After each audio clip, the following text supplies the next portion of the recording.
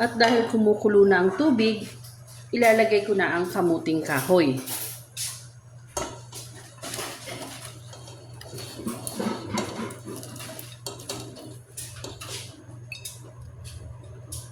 Paluto na ang ating kasaba, lalagyan ko na siya ng gata. Ito po ay fresh gata na nakalagay lang sa freezer dahil every time na kailangan ko, kukuhanin ko na lang at hindi na ako magkakayod pa ng nyog dahil matrabaho din naman.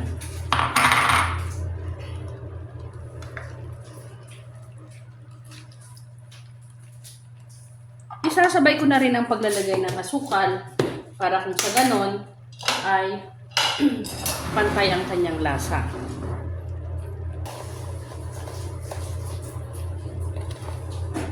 Tansyahan na lang po ang paglagay ko ng asukal dahil hindi naman siya karamihan. Titikman na lang at pag kulang pa ay dadagdagan.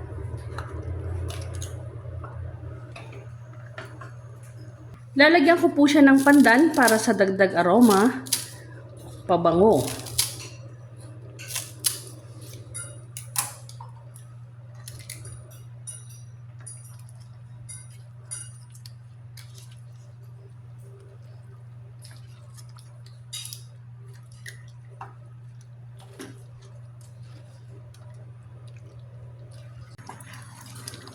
Yan, okay na po ang ating pinakro. Ito po ay kamuting kahoy. Last time naggawa si Mama Chi ng pinakrong saging. Ngayon naman po ay gumawa ako ng kamuting kahoy. Tinikman ko na po siya at tama na ang kanyang tamis. Balanse na ang kanyang lasa.